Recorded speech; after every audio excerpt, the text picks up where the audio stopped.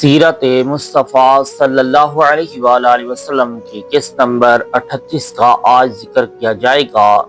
قسط نمبر 37 میں تذکرہ ہوا حضرت حمزہ کی شہادت کا، حضرت مصعب بن عمیر کی شہادت کا اور حضرت حنظلہ اور مزید اور صحابہ کرام جنگ میں بکھر گئے، اپنے حواس باختہ ہو گئے نبی کریم صلی اللہ علیہ وسلم کی خبر کو سن کر کہ آپ صلی اللہ علیہ وآلہ وسلم نعوذ باللہ شہید ہو گئے ہیں۔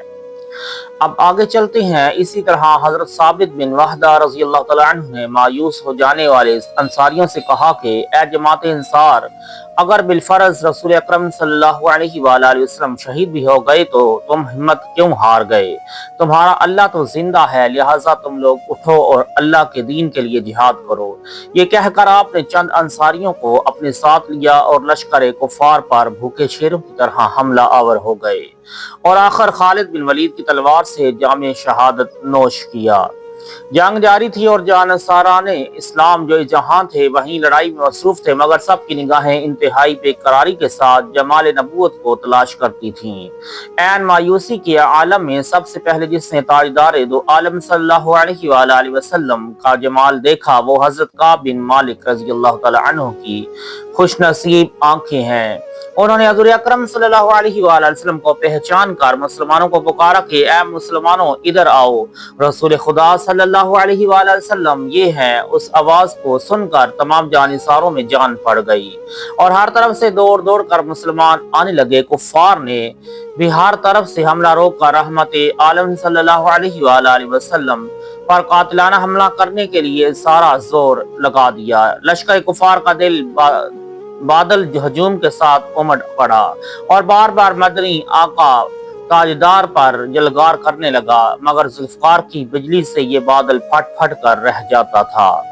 ایک مرتبہ کفار کا ہجوم حملہ آور ہوا تو سرکار صلی اللہ علیہ وآلہ وسلم نے فرمایا کہ کون ہے جو میرے اوپر اپنی جان قربان کرتا ہے؟ یہ سنتے ہی حضرت زیاد بن سقن رضی اللہ تعالی عنہ 5 انصاریوں کو ساتھ لے کر آگے بڑھے اور ہر ایک نے لڑتے ہوئے اپنی جانیں فدا کر دی۔ حضرت زیاد بن سقن رضی اللہ تعالی عنہ زخموں سے لاچار ہو کر زمین پر گر پڑے تھے، مگر کچھ جان باقی تھی۔ حضور نبی رحمت صلی اللہ علیہ وآلہ وسلم نے حکم دیا کہ ان کی لاش کو میرے پاس اٹھا لاؤ۔ جب لوگوں نے ان کی لاش کو بارگاہ رسالت میں پیش کیا تو حضرت زیاد بن سقن رضی اللہ تعالی عنہ نے کھسک کر محبوب خدا کے قدموں پر اپنا منہ رکھ دیا اور اسی حالت میں ان کی روح پرواز کر گئی۔ اللہ اکبر۔ حضرت زیاد بن سقن رضی اللہ تعالی عنہ کی اس موت پر لاکھوں زندگیاں قربان۔ سبحان اللہ۔ بچہ ناس رفتہ باشدر جہاں نیاز بندے کہا بوقت جان سپردن بشرس رسیدہ باشی۔ اس گمسان کی لڑائی اور ماردھاڑ کے ہنگاموں میں ایک بہادر مسلمان کھڑا ہوا نہایت بے پرواہی کے ساتھ کھجوریں کھا رہا تھا۔ ایک دم آگے بڑھا اور عرض کیا کہ یا رسول اللہ، اگر میں اس وقت شہید ہو جاؤں تو میرا ٹھکانہ کہاں ہوگا؟ آپ نے ارشاد فرمایا تو جنت میں جائے گا۔ وہ بہادر اس فرمان بشارت کو سن کر مست و بے خود ہو گیا، ایک دم کفار کے ہجوم میں کود پڑا اور ایسی شجاعت کے ساتھ لڑنے لگا کہ کفار کے دل دہل گئے۔ اسی طرح جنگ کرتے کرتے شہید ہو گئے۔ حضرت عمر بن جمحرز انصاری رضی اللہ تعالی عنہ لنگڑے تھے ٹانگ سے۔ یہ گھر سے نکلتے وقت یہ دعا مانگ کر چلے تھے کہ یا اللہ مجھ کو میدان جنگ سے اہل و عیال میں آنا نصیب مت کر۔ ان کے 4 فرزند بھی جہاد میں مصروف تھے۔ لوگوں نے ان کو لنگڑا ہونے کی بنا پر جنگ کرنے سے روک دیا تو یہ حضور کی بارگاہ میں گڑ گڑا کر عرض کرنے لگے کہ یا رسول اللہ، مجھ کو جنگ سے روک دیا تو یہ حضور کی بارگاہ میں گڑ گڑائے کہ جنگ میں لڑنے کی اجازت عطا فرمائیے۔ میری تمنا ہے کہ میں بھی لنگڑاتا ہوا باغ بہشت میں خرامہ چلا جاؤں۔ ان کی بے قراری اور گریہزاری سے رحمت عالم صلی اللہ علیہ وآلہ وسلم کا قلب مبارک متاثر ہو گیا اور آپ نے ان کو جنگ کی اجازت دے دی۔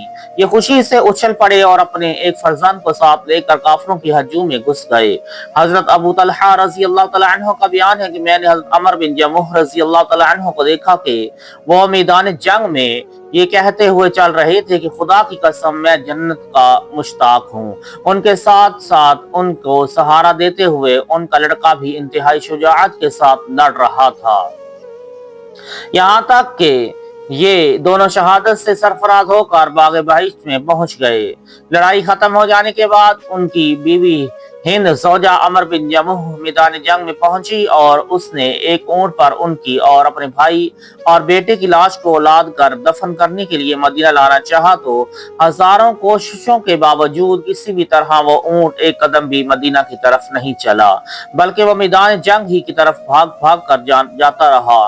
ہند نے جب حضور نبی رحمت صلی اللہ علیہ وآلہ وسلم سے یہ ماجرا عرض کیا تو آپ نے فرمایا کہ یہ بتا کیا عمر بن جموح نے گھر سے نکلتے وقت کچھ کہا تھا؟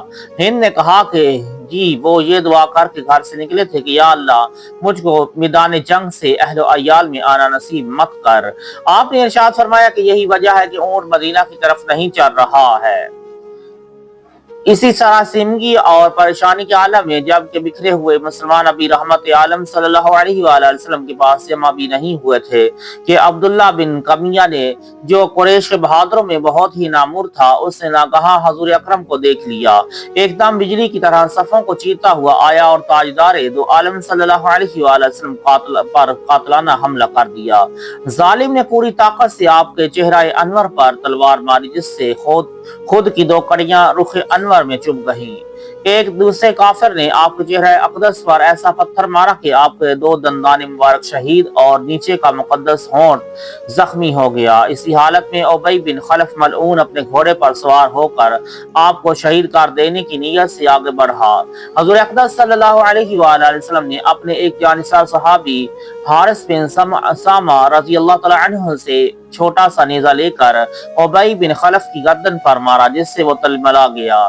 گردن پر بہت معمولی زخم تھا اور وہ بھاگ نکلا، مگر اپنے لشکر میں جا کر اپنی گردن کے زخم کے بارے میں لوگوں سے اپنی تکلیف اور پریشانی ظاہر کرنے لگا اور بے پناہ ناقابل برداشت درد کی شکایت کرنے لگا۔ اس پر اس کے ساتھیوں نے کہا کہ یہ تو معمولی خراش ہے، تم اس قدر پریشان کیوں ہو؟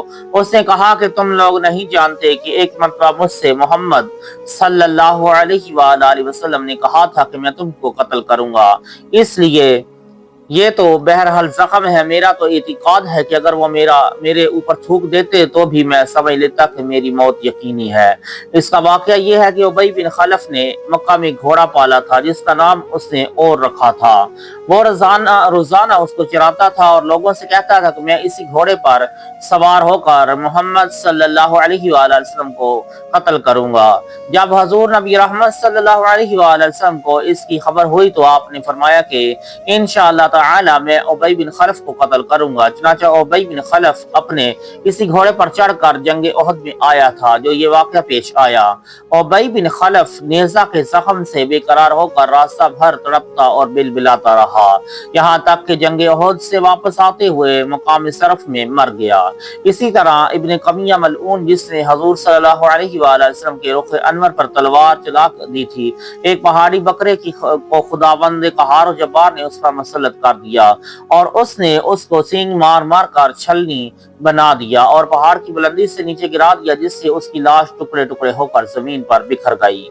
جب حضور اکرم صلی اللہ علیہ وآلہ وسلم زخمی ہو گئے تو چاروں طرف سے کفار نے آپ پر تیر و تلوار کا وار شروع کر دیا اور کفار کا ہجوم آپ کے ہر چہار طرف سے حملہ کرنے لگا، جس سے آپ کفار کے نرغہ میں محصور ہونے لگے۔ یہ منظر دیکھ کر جانثار صحابہ کا جوش جانثاری سے خون کھولنے لگا اور وہ اپنا سر ہتھیلی پر رکھ کر آپ کو بچانے کے لیے سنگ کی آگ میں کود پڑے اور آپ کے گرد ایک حلقہ بنا لیا۔ حضرت ابو دجانہ رضی اللہ تعالی عنہ جھک کر آپ کے لیے ڈھال بن گئے اور چاروں طرف سے جو تلواریں برس رہی تھیں ان کو وہ اپنی پشت پر لیتے رہے اور آپ تک کسی تلوار یا نیزے کی مار کو پہنچنے ہی نہیں دیتے تھے۔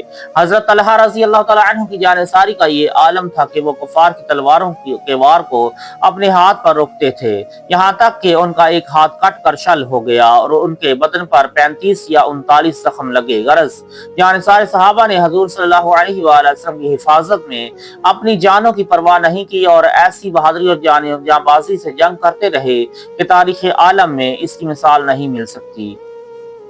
حضرت ابو طلحہ رضی اللہ تعالیٰ عنہ نشانہ بازی مشہور تھے. انہوں نے اس موقع پر اس قدر تیر برسائی کہ کئی کمانیں ٹوٹ گئیں.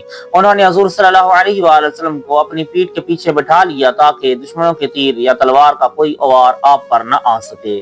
کبھی بھی آپ دشمنوں کی فوج کو دیکھنے کے لیے گردن اٹھاتے تو حضرت طلحہ عرض کرتے یا رسول اللہ میرے ماں باپ آپ پر